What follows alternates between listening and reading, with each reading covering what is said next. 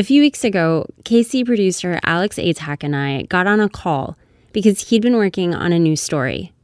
Okay, so maybe shall I just start by telling you how I found out about the story? Yes, tell me. Start at the beginning. So I was having a conversation with my friend, and he'd lived in the UAE his whole life, brought up in the UAE. His dad moved there way back in the day, like I think pre-70s kind of thing. And his dad had died recently, and he was buried in Dubai. And he was telling me that he'd been at his dad's graveyard that morning, replacing the flowers on his grave. And then it got me thinking, like, I've never actually seen a graveyard in Dubai, and I've never had to think about death in Dubai. Alex, by the way, is a British citizen who was brought up in Dubai. I think I wouldn't have known what I was going to do if somebody died in my family. You know, if my dad lived there, my mum lived there, and so I would, and if they'd have died, I wouldn't have had a clue what the next steps would have been. So it's making you think, like, well, what happens when we die here? Like, where do we go? Yeah, completely. I guess what I got interested in with this story was like when a country has such a kind of big population of foreigners, and there's lots of different religions, lots of different nationalities, how do they deal with their dead? In the UAE, more than 80% of the population are foreigners, which means there's a high demand for something called repatriation. To repatriate is to return to your home country, and repatriating somebody's body after they die in the UAE is a complicated process. As we learned reporting this story, it's much easier if you have someone guiding you through that process. There are agencies that will help you, but they're expensive. And then there are also regular citizens who volunteer their time to help people repatriate their loved ones. They're known as death case volunteers. And today, a few stories about getting back home after we die. I'm Hibba Fisher, and you're listening to Kerning Cultures, stories from the Middle East and the spaces in between.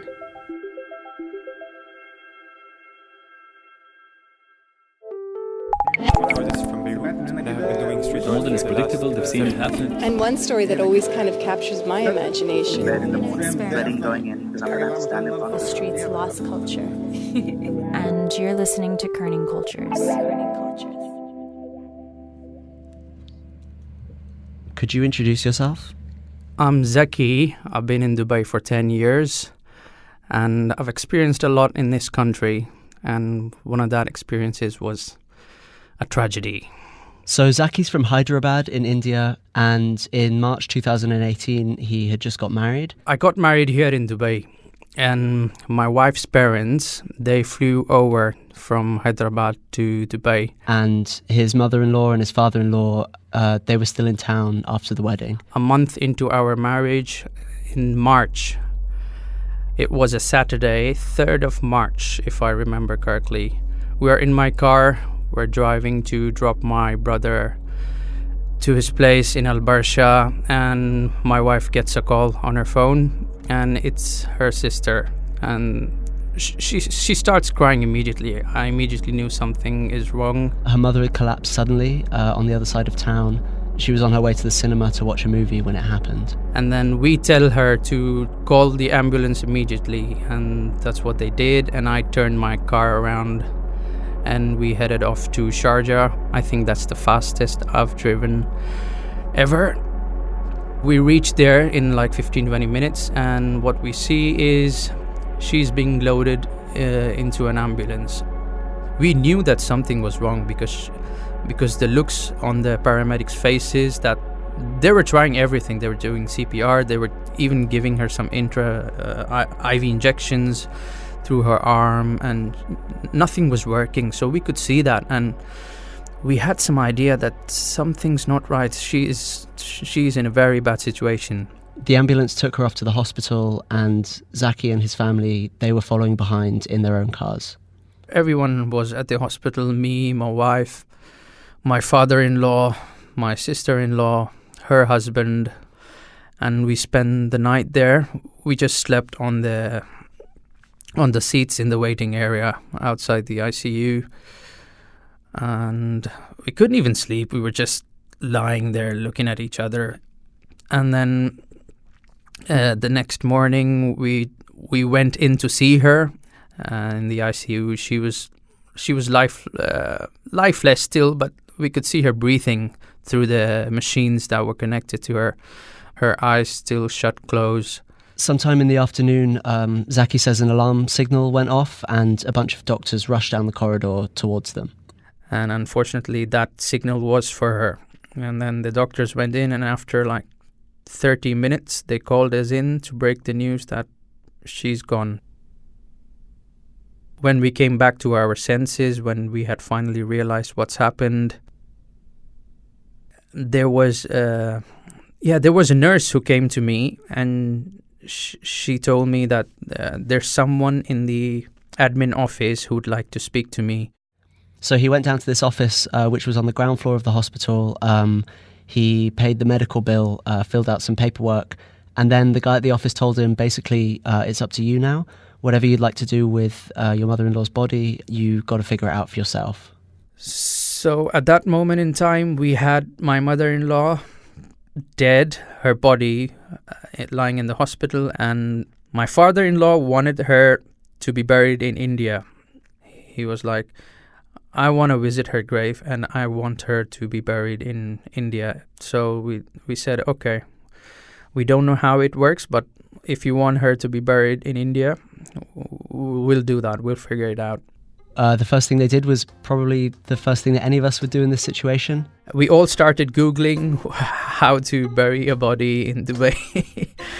Everyone was doing their own research, calling friends, looking over the internet and whatnot. And by the evening, someone gave Zaki a phone number and told him, give this guy a call, he can help. And they said, this is Ashraf, he does this. He is a professional who is an expert in, handling death cases, especially of Indians. And yeah, I gave him a call. The same day she passed away, I gave him a call at night. I think it was around 10 at night. He didn't introduce himself to me properly, like, I do this every time, I'm a professional. He didn't say any of that. He's like, okay, I'll do it, just relax. He was a symbol of reassurance that things are gonna work out for us. Typically, foreign embassies aren't responsible for repatriating the bodies of their citizens. You need to go to them to get paperwork, and you need to go to them to cancel visas and passports and all that kind of thing. But typically they won't be the ones guiding you through the process. But with the Indian consulate, they have a list on their website of 10 what they call death case volunteers. These are regular citizens who basically help guide people through the process of repatriating their loved ones. There are about 10 people on the list, but probably the best known one is Ashraf Tamarasheri. That's the guy that Zaki called. It took a little while because he's so busy, but we found a 45-minute slot when he was free, and my colleagues Ashfana, Noha and I, we went to meet him at his home in Ajman. Hello, how are you? The walls of his apartment are just full of these awards. He has these 2 huge cabinets, kind of like you'd see in a trophy room at a sports club, and they're just full of trophies and medals and certificates that he's received in recognition of his volunteer work. There are drawings of him that people have given as gifts. At the back, there's a photo of him shaking hands with Narendra Modi. So he met Narendra Modi, who is the current Prime Minister of India, in 2015. Ashraf's first language is Malayalam, so we spoke to him with a translator who was Ashfana. That's whose voice you're going to hear. So he came here about 20 years ago. He got a job in the seaport, so that's why he moved out here. Ashraf is from Kerala in India. He moved to the UAE in the early 2000s and worked at the docks. Now he owns a car garage with his brother. That's still what he earns a living from. He's holding like this big stack of papers. It's like the width of a phone book, and it's all the death cases he dealt with in the last 4 months. So we interviewed him in April, and between January and April that year, he'd already dealt with 200. This is 2019. Just in like 3 months. 80 maybe? This is a person, this is a person, this is a person. People, yeah. Of all the death case volunteers, Ashraf is probably the best known. He's been featured in like articles, he had a documentary made about him, he's received awards from institutions around the world, and because of that, he's probably the most in demand. I was just wondering, how many times do you think your phone is going to go off throughout our conversation. That's Noha Fayed. She co-produced this story with me. ഇല്ല എത്ര പ്രാവശ്യം phone അടിക്കുന്ന ഒരു ദിവസത്തില് He's saying 100 and 150 times. That how many times his phone rings in a day? Oh wow, in a day. So Ashraf, you have two phones? These are both ringing all day? And there's another one I can hear somewhere else. There's one over there. So there's 4 devices in this room actually. Between his 3 phones, he gets about 150 calls a day and through the night as well. That's basically how the process starts. Someone calls him to tell him that they have a death case that they need him to deal with. Right at the start of the process, there's a lot of paperwork and documentation to get out of the way. You need a death certificate from the hospital, and then you have to go to various government offices, the police, the Ministry of Health. All of these places are in different parts of Dubai, so it's a long few days in the car, driving around, getting it all done. This is Zaki again. I had all the documents with me in one big bag, and whatever they asked for, I just used to take it out of the bag and give it to them. And so once you have all of this, you got to go to the embalming center. Embalming, is a procedure they do to the dead body that helps preserve it. It helps the body not to decompose. My father-in-law was right next to me all through this, and he was heartbroken. Like, he couldn't believe all this is happening, and because he had come to this country for a wedding, and he's flying out with his dead wife. So words can't express what he was going through at the time, but he was holding it off really well. We could see he's holding back tears. He didn't want to break into tears in front of everyone while everyone is running around doing the paperwork and doing whatever's necessary to have her repatriated as quickly as possible. By the time the embalming's done, the body can be transported to the airport, which happens in a specialised ambulance, kind of like a hearse, which Ashraf helped them to arrange. The plan was for Zaki to fly out on the same plane as his mother-in-law's body and for the rest of the family to follow shortly after. I flew out the Sharjah airport with the body and landed in Hyderabad, and they flew out from Dubai airport and landed in Hyderabad. So that was the last time we saw Ashraf at the cargo terminal at Sharjah airport. Let me take a second to explain the costs of all of this. We spoke to a few people who work at burial grounds or crematoriums. Adult burial at Holy Trinity Church is about 1,000 dirhams in all. That's about $270. Cremation is about $1,300, so $1,300.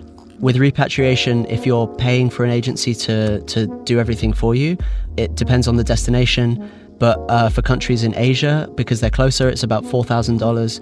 For Europe, it can go up to about $6,000. We reached out multiple times to the best-known agency in Dubai to speak to us for the story, but they were never available for an interview. If Ashraf or any other death case volunteer is the one guiding you through the process, you'll pay around $1,600, and that goes on admin fees and ambulance and flights and embalming fees. If a family member that they're helping can't afford it, death case volunteers do receive some money from charities and philanthropists to cover some of the costs involved with repatriation. But Ashraf told us that he doesn't take a cut, like he doesn't take any money for his time. നമ്മൾ പൈസ വാങ്ങണമെങ്കിലേ നമ്മൾ ആൾക്കാർ തരുന്ന പൈസ വാങ്ങിച്ചാൽ ഒരു 2 ലക്ഷം dirhams ഒരു മാസത്തേക്ക് കിട്ടും. ഏറ്റവും കുറഞ്ഞ കിട്ടും, എനിക്ക് അറിയാൻ കിട്ടും. പക്ഷെ ഇന്ന് വരെ ഒരാൾ ഒറ്റ പൈസ വാങ്ങിച്ചില്ല, ഒരു ടെലിഫോൺ കാർഡ് വരെ വാങ്ങിച്ചില്ല.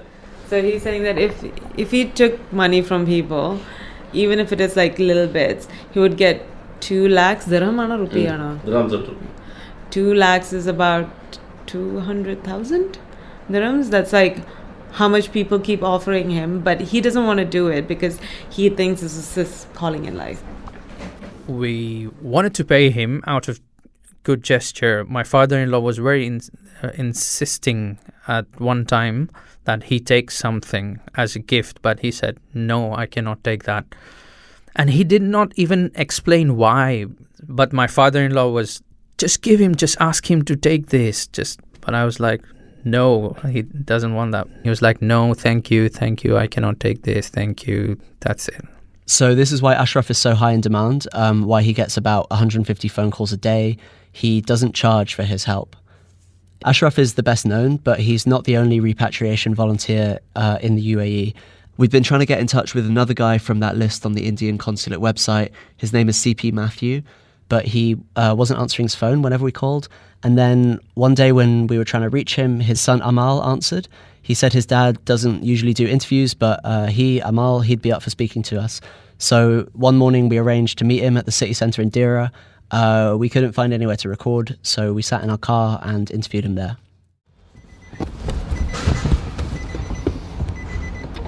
Okay, just so I can get some levels, can you tell me what you've done today? I woken up today, went to church, I boarded the bus and I came to the mall, met up with a friend, I had some ice cream, and then I waited for you guys. How have you done so much before 10 a.m? I don't know. Went to church and you've met up with a friend and you've done all this stuff. Yeah. What time did you get up? Like 5? Yeah, I just don't like being late in general, so I just really come early. I should say he asked his dad for permission before speaking to us, and he said it was cool. My name is Amal Joseph Matthew. I'm 17 years old. I'm from the Emirates National School, Sharjah. And after this program, I have my graduation. I will go to my school at 1:30 and I will graduate. So I have that. And I come from India, Kerala. And who's your dad? My dad is Mr. C.P. Matthew, and I'm proud about it. Can you describe your dad a bit for me? Can you tell me what his character is like, what kind of man he is? Okay, so my dad's name is Mr. Matthew. He's originally from India. And growing up, as far as what my grandmother and my grandparents told me, he was a very giving man. There's this book about Dubai from 2010, and Amal's dad is mentioned briefly in that. The writer described him as a baby-faced man with the serene manner of a priest. He's not a priest. He's a volunteer with a charity called Valley of Love. It's an NGO that's made up of social workers. They help people who are having financial issues and people who are having legal issues, that kind of thing. But they also help with repatriation. And since he was young, Amal's dad has been taking him out with him when he does his work. I used to visit Al-Awir jail, mental institutions and hospitals, labor camps, repatriation cases, dead bodies. So even when I was young... You used to visit? Yeah, my dad used to take me along with all these. So if you're asking me who was with my dad as a co-pilot when he was individually, it was me. So he's been exposed to like death and bodies and, embalming centers and crematoriums.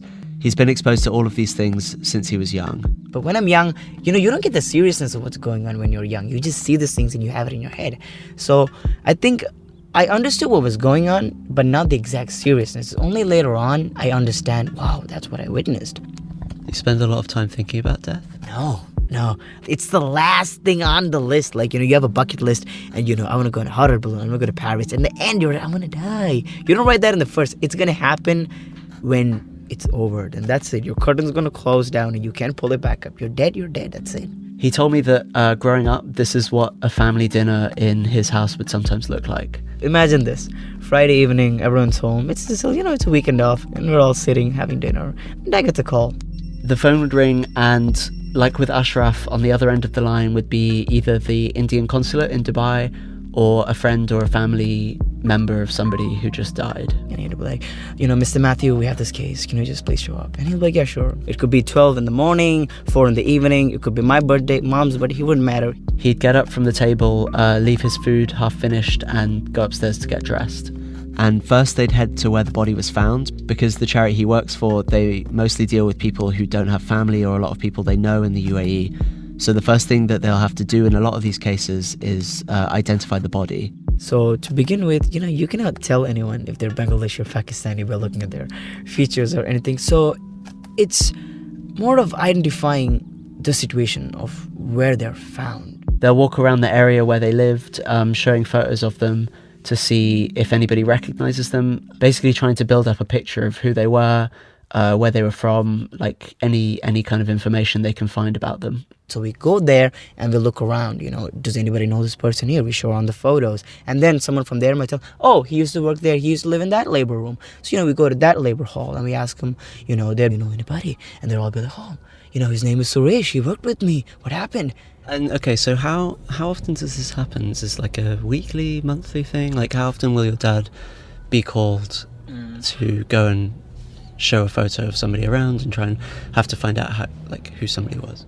So there's no set time for these calls. It could come anytime. Maybe he'd have cases on standby, cases on standby, and they have to be doing all of that at once. So it's how fast you do it. So, you get it, you tell it, and you got to find it. He told us that his dad literally goes to Kerala sometimes. He'll fly over there with the bodies, and he'll be the one breaking the news to the families because, in some cases these are families like they can't find a contact number for them. They live in, very rural parts of India, very rural parts of Kerala, and they can't call them.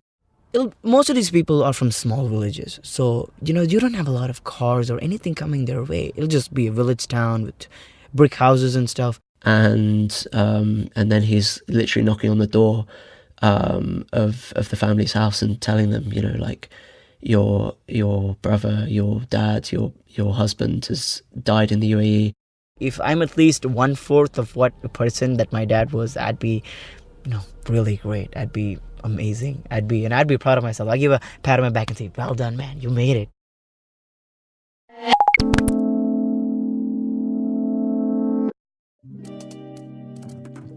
Hey guys, it's Hiba. A quick break from our story today because Kerning Cultures is an independent podcast company. And while we believe in sharing our stories with you freely, it does take money to produce these. If you'd like to support our work, consider becoming a member on Patreon. Go to patreon.com/kerningcultures to learn more. Tiers start at $5 a month, and patrons get really cool swag like stickers and tote bags. We'll put the link in this episode's description. Thank you. When we left off, we'd just spoken to Amal, who is the son of CP Matthew, a death case volunteer.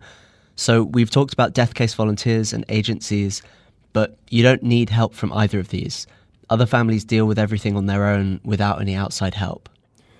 So around, maybe 2-3 years ago, my mum passed away. This is Max. We're not going to be using his real name or naming the country that he comes from. And we had to deal with this whole process of repatriating her remains back to our country, back to our native country. His mum, who had been living in the UAE for 25 years, she had cancer, and they were taking care of her at home. So he says it wasn't sudden, but in the last 2 weeks of her life, it got quickly worse.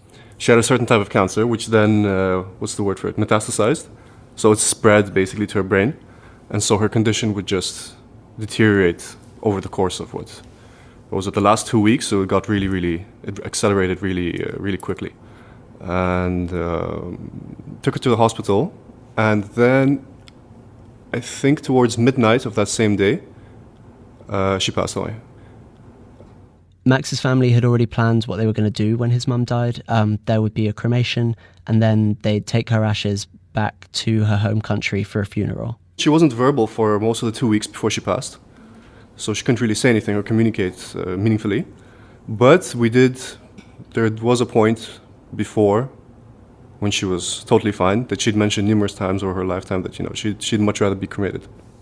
Another reason why I wanted to take her back was because we wanted to bury her in the same place as her family, in the same cemetery, right next door. And it really helped out with the logistics as well, as cynical as that might sound.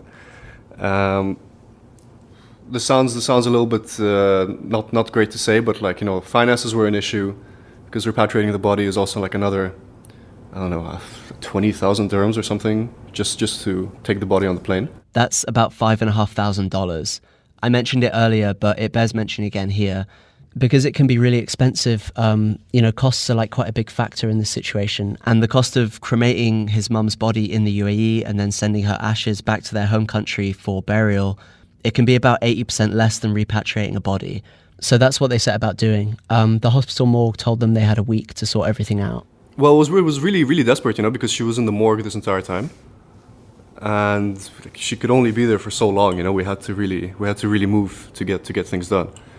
I mean, I'm sure that they wouldn't have kicked us out or anything, but they made it really obvious that we had to move. We had to make a move. So the family split up and started dealing with the logistics. In the week after she passed away, There was this whole process, as I said, of gathering all the documents, cancelling the visas and the passports and all the stuff. It took them about a week to gather all the right paperwork so that they could go ahead with the cremation, which happened at the Indian Association. Max is not Indian, by the way, but they're one of the only places in the UAE who do cremations. Well, you take the body to the crematorium and wait for a bit for the municipality guy to come to open the actual cremation chamber. Body goes in, and then you come back in a few hours. Do you remember what you did during that time that you were waiting? Just honestly, total silence. It's really, really surreal. But yeah, that was one of the last steps. As soon as you get the urn, then you're free to go, free to do whatever you want. And then the next day, Max and his family got on a plane back to their home country for his mum's funeral and burial. You're still struggling with these feelings for a long time afterwards. A lot of it was denial, but that denial stretched out to months and months, months afterward. There are some periods of time where you just wake up and for the sleep is still in your eyes, for a few minutes, you still think that, mom's still there, I'm gonna go say hi and all this. Could you kind of just tell me a little bit about why it was important that your mother-in-law was buried back home in Hyderabad as opposed to any other option? Well, the primary reason is the sentiment of my father-in-law. This is Zaki again. Because he wanted to have the grave accessible to him. He wanted to visit the grave in person and pray and offer, and offer flowers and stuff like that. So he wanted to go there every morning or whenever he wanted to. He wanted to be close to the grave, and because he lived in Hyderabad, that's where he wanted to have her buried, because that's his hometown, that's his place. We spoke to Max about this too.